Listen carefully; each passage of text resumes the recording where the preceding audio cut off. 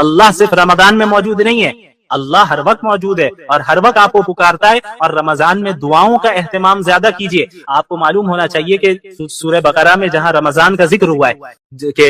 رمضان کے احکامات بتائے گئے ہیں کہ رمضان کے روزے فرض ہیں تمہارے اوپر، اور اگر تم مسافر ہو یا بیمار ہو تو پھر تم بعد میں رکھو گے، یہ جو آیتیں ہیں وہاں ان آیتوں کے ذکر کرتے کرتے اچانک ایک آیت آتی ہے وَإِذَا سَأَلَكَ عِبَادِي عَنِّي فَإِنِّي قَرِيبٌ، کہ اگر میرے بندے آپ سے میرے بارے میں پوچھیں تو آپ کہہ دیں کہ میں اپنے بندوں سے قریب ہوں، وہ جب بھی مجھے پکارتا ہے، کوئی بھی بندہ مجھے پکارتا ہے میں فوراً اس سے جواب دیتا ہوں، لہٰذا وہ مجھے پکارتا رہے تاکہ وہ اور مجھ پر ایمان رکھتا رہے تاکہ وہ ہدایت پا سکے. یہ ایک دعا کی آیت آ گئی، پکارنے کی آیت آ گئی، پھر رمضان کی آیتیں شروع ہو گئی، پھر رمضان کے احکامات شروع ہو گئے. تو اس جگہ پہ مفسرین نے جو کلاسیکل تفسیر کے اسکالرز ہیں، کلاسیکل اسکالرز ہیں، انہوں نے بیان کیا ہے کہ بھئی ایسی کیا وجہ ہے کہ ابھی تو رمضان کی بات چل رہی تھی، بیچ میں اچانک دعا کی بات آ گئی، اللہ کو پکارنے کی بات آ گئی، پھر رمضان کے احکامات شروع ہو گئے، مکمل رمضان کے احکامات ہی ہوتے، بیچ میں یہ آیت کیوں آئی؟ تو مفسرین نے یہاں نقطہ بیان کیا ہے کہ اللہ رب العالمین نے رمضان کے احکامات کے بیچ میں دعا کا ذکر کر کے یہ بتایا کہ رمضان میں دعاؤں کا اہتمام ہونا چاہیے، اور عام دنوں کے مقابلے میں اللہ رب العالمین رمضان کی دعاؤں کو زیادہ قبول کرتا ہے، اور قبولیت کی ایکسپٹنس کی پاسبلٹی میں رمضان میں زیادہ سے زیادہ اضافہ ہو جاتا ہے. اور اللہ نے فرمایا اجیب دعوت الداع، کوئی بھی بندہ مجھے پکارتا ہے میں جواب دیتا ہوں. یا یہ نہیں کہا کہ کوئی عالم پکارے،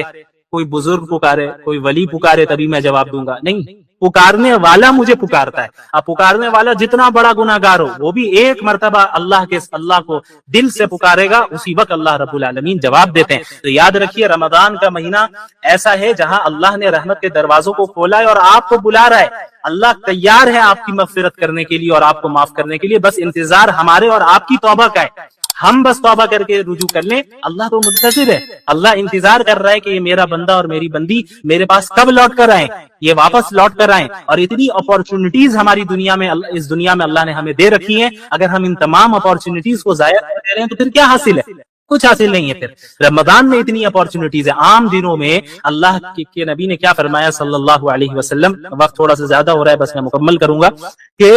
عام دنوں میں رات کے آخری حصے میں اللہ رب العالمین بندوں کی طرف متوجہ ہوتا ہے اور کیا کہتا ہے، کوئی ہے پکارنے والا جو مجھے پکارے تو میں اسے دوں، کوئی ہے رزق مانگنے والا میں اسے رزق دوں، کوئی ہے مغفرت طلب کرنے والا میں اسے معاف کروں. یہ ہر رات ہوتا ہے، رمضان میں نہیں، ہر رات ہوتا ہے. اب آپ بتائیے پورے سال یہ اپورچونٹی ہمارے پاس ہوتی ہے، لیکن ہم میں کتنے ایسے ہیں جو اس اپورچونٹی کو، اس کا صحیح فائدہ اٹھاتے ہیں؟ غور کرنے کی بات ہے. اور پھر رمضان کی اپورچونٹی الگ سے دے رکھی ہے اللہ نے. رمضان کے پورے مہینے، صحیح روایت ہے، کئی محدثین نے اس روایت کو صحیح قرار دیا ہے کہ رمضان کے ہر دن اور ہر رات اللہ رب العالمین ایک بڑی تعداد کو جہنم سے نجات دیتا ہے. تو ہمیں اللہ سے ہر وقت امید لگائے رکھنی ہے. افطار کے وقت بھی جو ہے دعا کا اہتمام کرنا ہے. عموماً عورتوں کا کیا مسئلہ ہوتا ہے کہ مجبور بھی ہو جاتی ہیں بیچاری کہ انہیں پکوڑے تلنے میں وہ مصروف ہے، اس وقت دعا کا اہتمام نہیں ہو رہا ہے. تو گھر والوں کو بھی سمجھنا چاہیے، مردوں کو بھی ان چیزوں کو میں کوپریٹ کرنا چاہیے کہ یہ مہینہ کھانے کے لیے نہیں ہے. ہاں جتنا آپ کر سکے اچھی بات ہے، لیکن ہر ایک کو عبادت کرنے کی توفیق دے، ایک دوسرے کا ہیلپ کرے. یہ نہیں کہ عورتیں غلام ہوتی ہیں، بیوی غلام ہوتی ہیں، باندیوں کی طرح کھٹتی رہے اور وہ کام کرتی رہے، آپ عبادت کرتے رہے ماشاءاللہ، یہ بھی نہیں. اور اسی طرح عورتوں کی بھی ذمہ داری ہے کہ یہ نہیں کہ شوہر خالی آپ کا ATM مشین ہے اور وہ جو ہے باہر سے بازار سے سامان لاتا رہے گا اور یہ کرتا رہے. آپ گھر میں جو ہے آرام سے رہنا چاہیے اور سامنے والا میرا شوہر جیسا بھی رہ رہا ہے کوئی فرق نہیں پڑتا، یہ بھی غلط ہے. تو یہ جو زندگی ہے ایک دوسرے کے ساتھ تعاون کر کے، ایک دوسرے سے محبت کر کے، ایک دوسرے کا خیال رکھ کے اور ایک دوسرے کے لیے قربانی دے کر آگے بڑھے گی. اور پھر اسی زندگی میں جب ہم ایک دوسرے کے لیے قربانی دیں گے، دنیاوی چیزوں میں بھی اور آخرت کی چیزوں میں بھی، فکر کریں گے کہ بھائی میری بیوی نے نماز پڑھی یا نہیں پڑھی، میرے شوہر نے نماز پڑھی یا نہیں پڑھی، میرے والدین نے نماز پڑھی یا نہیں پڑھی، میری اولاد کو موقع ملا کہ نہیں ملا نماز پڑھنے کا. ان تمام چیزوں کا جب ہم لحاظ رکھیں گے تو ہمارے گھر میں ایک مبارک اور بابرکت اسلامی معاشرہ اور ماحول قائم ہو جائے گا. اور اللہ رب العالمین سے امید ہے کہ ہم اللہ کے مقرب بندوں میں شامل ہو جائیں گے. لا يحب اللہ الجہر بالسوء من القول الا من ظلم. اللہ تعالیٰ نے اس میں یہ بیان فرمایا کہ اللہ تعالیٰ کسی کی برائی کرنے کو پسند نہیں کرتا، یعنی اللہ تعالیٰ غیبت کو پسند نہیں کرتا، اور کوئی کسی کی برائی بیان کرے اللہ تعالیٰ اس کو پسند نہیں کرتا. الا من ظلم، سوائے اس شخص کے جو مظلوم ہو. یعنی ایک مظلوم اگر اپنے ظلم کی داستان کسی کو سنا رہا ہے یا مثلا جو ظالم اس پر ظلم کر رہا ہے اس ظالم کی شکایت وہ مظلوم کسی سے کر رہا ہے تو یہ غیبت میں داخل نہیں ہے، بلکہ یہ مظلوم کا حق ہے کہ وہ حق کے لیے آواز اٹھائے، کہ اس پر جو ظلم ہو رہا ہے اور جو زیادتی ہو رہی ہے اس کے خلاف وہ آواز اٹھائے، اور اس آواز اٹھانے میں وہ اگر ظالم کی برائی بیان کر رہا ہے اور اس نے جو ظلم و زیادتی اس پر ڈھائی ہے اس کو بیان کر رہا ہے تو یہ چیز غیبت میں ہرگز داخل نہیں ہے، یہ اس کا حق ہے۔ اس کے بعد یہود کے دعوے کی تردید کی جاتی ہے۔ یہودیوں کا دعویٰ تھا کہ انہوں نے حضرت عیسیٰ علیہ السلام کو قتل کر دیا، سولی پر چڑھا دیا، تو اللہ تعالیٰ نے اس کی تردید کی اور فرمایا کہ وما قتلوہ وما صلبوہ ولکن شبہ لہم، کہ ان لوگوں نے، ان یہودیوں نے نہ ہی حضرت عیسیٰ کو قتل کی اور نہ ہی انہیں سولی پر چڑھایا، بلکہ اللہ تعالیٰ نے انہیں آسمان میں حفظ و امان کے ساتھ اٹھا لیا۔ بر رفعہ اللہ الیہ، اللہ تعالیٰ نے زندہ ہی حضرت عیسیٰ کو آسمان میں اٹھایا۔ جیسا کہ میں نے کہا تھا کہ اہل السنت والجماعت کا یہ عقیدہ ہے کہ حضرت عیسیٰ علیہ السلام اس وقت بھی آسمان پر موجود ہیں، یعنی زندہ موجود ہے، جس طرح ہم اور آپ زندہ ہے، اور قیامت کے قریب زمانے میں ان کا نزول ہوگا اور وہ دجال کا مقابلہ کریں گے۔ لیکن یہودیوں کو یہ شبہ ہو گیا کہ بھئی انہوں نے انہیں قتل کر دیا، قتل سولی پر چڑھایا انہوں نے کسی اور کو، وہ حضرت عیسیٰ نہیں تھے، لیکن وہ سمجھ بیٹھے کہ یہی حضرت عیسیٰ ہے۔ بہرحال اس کے بعد پھر کرسچنز کے عقیدہ تثلیث کی بھی تردید اللہ تعالیٰ نے کی، یعنی جو ٹرینٹی کا عقیدہ ہے، ٹرینٹی کا نظریہ ہے، کہ ان میں سے بعض فرقوں کا یہ کہنا ہے کہ العیاذ باللہ اللہ تعالیٰ کے 3 اجزاء ہیں، ایک جز فادر کا ہے، ایک جز ہولی اسپرٹ کا ہے اور دوسرا جز حضرت عیسیٰ کا ہے، اور ان تینوں کے مجموعے کا نام گاڈ ہے، خدا ہے، العیاذ باللہ۔ تو اللہ تعالیٰ نے منع کیا اور اس کی تردید کی، ولا تقولوا ثلاثہ، ٹرینٹی کے عقیدے کے قائل نہ ہو، عقیدہ تثلیث کے قائل نہ ہو، اللہ صرف ایک ہے، اور اللہ کی ذات اس چیز سے پاک ہے کہ وہ کسی کو بیٹا بنائے یا اپنا شریک بنائے۔ بہرحال اس میں حضرت عیسیٰ علیہ السلام کے متعلق ہی پھر اس صورت میں ذکر ہوتا ہے۔ پھر اس کے بعد کلالہ کی میراث کا حکم ہے۔ کلالہ ایسے شخص کو کہتے ہیں جس کی کوئی نہ اولاد بھی نہ ہو اور والدین بھی نہ ہو، تو اب اس کی وراثت کا کیا کیا جائے گا، اس کی تفصیلات بتائی جا رہی ہے کہ ایک بہن ہو تو اسے نصف دیا جائے گا، یعنی جو کچھ بھی وہ چھوڑ کر گیا ہے، اور اس کے علاوہ 2 یا 2 سے زیادہ بہنیں ہوں تو پھر 2/3 حصہ ملے گا، 2/3 ملے گا، اور بھائی ہو تو پھر بھائی کو وراثت مل جائے گی، بھائی بہن دونوں ہو تو مذکر مؤنث کا جو یہ قاعدہ ہے کہ بھائی کو، بیٹے کو یعنی لڑکے کو دگنا ملے گا لڑکی کے مقابلے میں، کیونکہ فائنینشیل جو ذمہ داری ہے وہ اللہ تعالیٰ نے لڑکوں پر دی ہے، عورتوں پر نہیں دی ہے، تو اس لیے مردوں کو دگنا دیا جاتا ہے، لڑکے کو دگنا دیا جاتا ہے، اور اس کے مقابلے میں آدھا اس کو، عورت کو دیا جاتا ہے، کیونکہ مرد کو اپنے اوپر بھی خرچ کرنا ہے، ماں باپ ہے تو ان پر بھی خرچ کرنا ہے، اولاد ہے تو ان پر بھی خرچ کرنا ہے، بیوی ہے تو اس پر بھی خرچ کرنا ہے، تو کیا ہے کہ اب اس کے اوپر بوجھ ہے فائنینشیل، تو اس لیے اس کو ہلکا کرنے کے لیے اللہ تعالیٰ نے مردوں کو زیادہ وراثت دی، اور چونکہ عورتوں کے ساتھ ایسا کوئی مسئلہ نہیں ہے، اس کو کسی اور پر خرچ کرنے کی ضرورت نہیں ہے، یعنی ذمہ داری اس پر نہیں ہے، وہ اپنے اوپر ہی صرف خرچ کرنا چاہے کر سکتی ہے، رکھنا چاہے رکھ سکتی ہے، کسی کو دینا چاہے دے سکتی ہے، اس کے اوپر ذمہ داری نہیں ہے کہ وہ دوسروں کی مالی ضروریات کو پورا کرے اپنے رشتہ داروں میں سے، یعنی شوہر کا مسئلہ ہو، اولاد کا مسئلہ ہو، یہ ساری چیزیں مردوں پر ہے، اس لیے جو ہے مرد کو زیادہ دیا جاتا ہے، یہ بات ذہن میں رہے۔ تو اب سورۃ المائدہ کی ابتدا ہوتی ہے۔ سورۃ المائدہ، مائدہ کہتے ہیں عربی زبان میں دسترخوان کو، کیونکہ اس سورت میں اس بات کا ذکر ہے کہ حضرت عیسیٰ علیہ السلام نے اللہ تعالیٰ سے دعا کی تھی کہ یا اللہ آسمان سے آپ دسترخوان کا نزول فرمائیے، تو اللہ تعالیٰ نے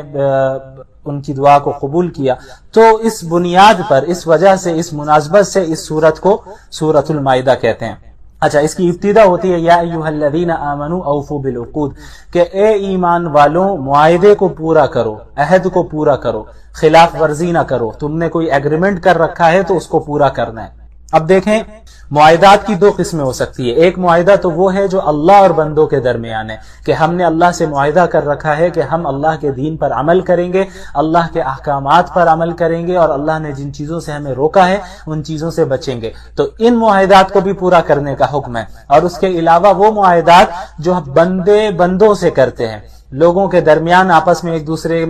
کا جو معاملات ہوتے ہیں، لین دین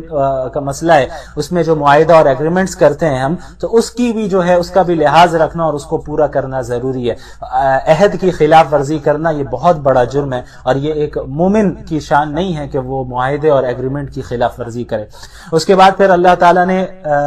بعض ایسی چیزوں کا ذکر کیا جو کہ اللہ تعالیٰ نے حرام قرار دیا ہے، جیسے حرمت علیکم المیتہ والدم ولحم الخنزیر وما اہل لغیر اللہ بہ۔ اللہ نے فرمایا کہ مردار،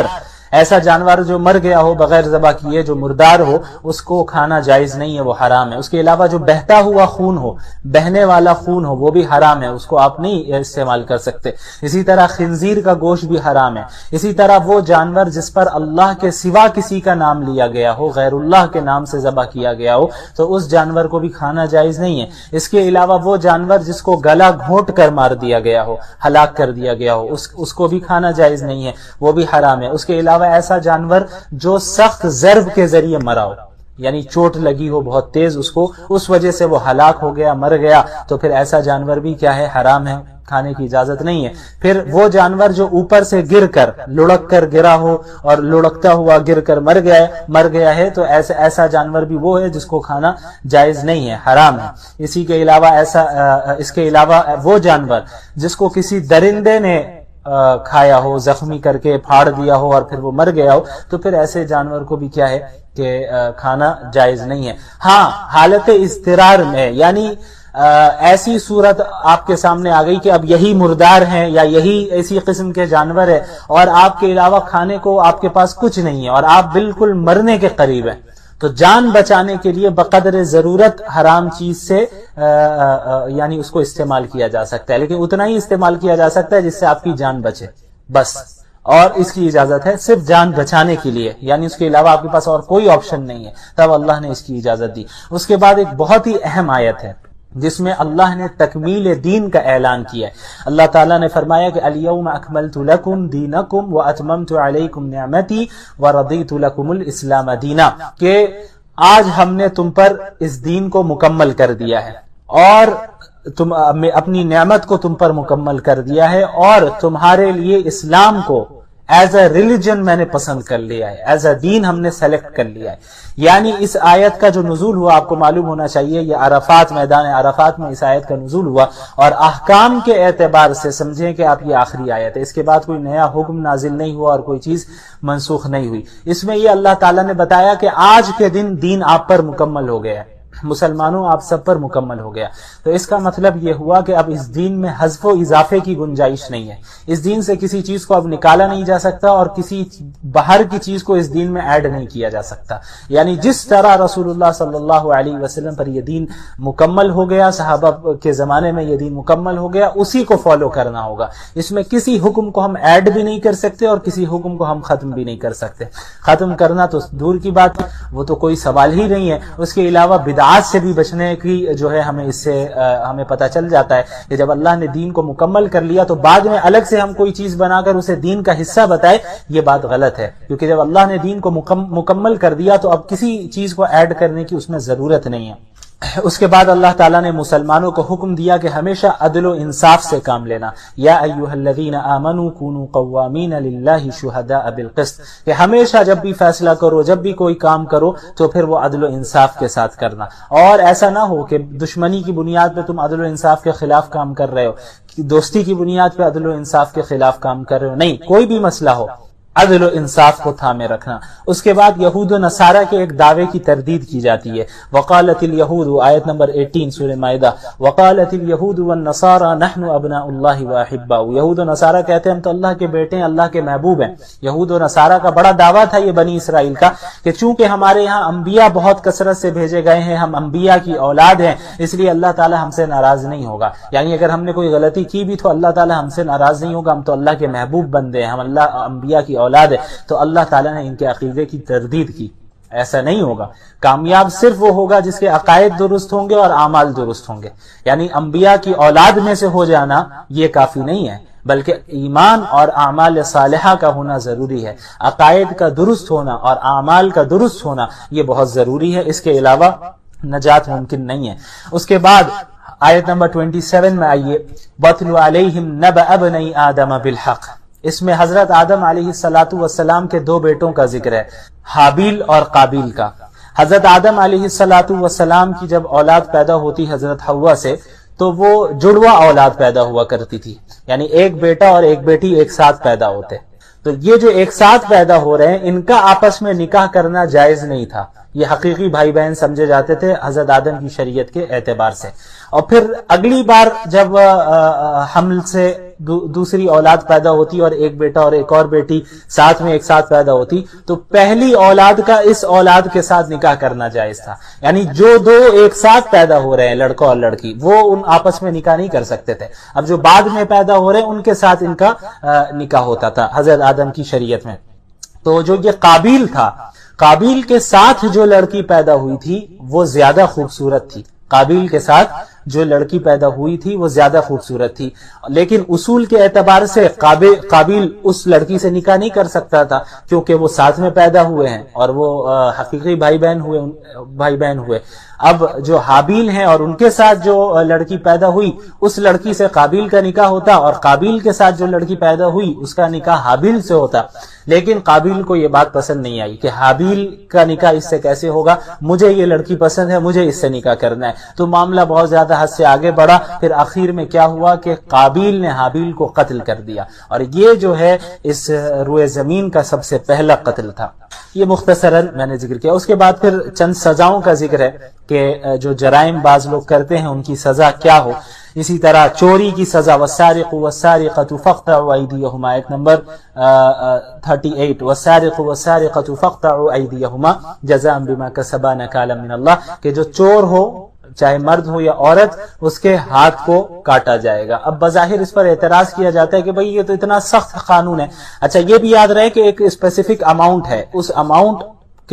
کے برابر یا اس سے زیادہ اگر چوری کر رہا ہے تبھی یہ سزا نافذ ہوگی، اس سے کم میں نہیں۔ اس کے علاوہ چوری بھی ایسی ہو کہ آپ نے کسی محفوظ جگہ سے چوری کیا ہو، یعنی چلتے پھرتے راستے سے ہاتھ سے کوئی چیز چھین کر لے جائے تو یہ سرقہ میں داخل نہیں ہے، بلکہ کوئی چیز آپ نے محفوظ جگہ پہ رکھا ہے، اس چیز کو رکھا ہے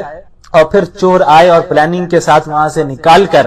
لے کر چلا جائے تو یہ چوری ہے، اور اس پر جو ہے حد نافذ ہوگی ہاتھ کٹنے کی۔ تو بعض لوگ اعتراض کرتے ہیں کہ بھائی اتنی سخت سزا کیوں، یہ انسانی حقوق کے خلاف ہے۔ تو یہ وہ ایسے لوگ ہیں جو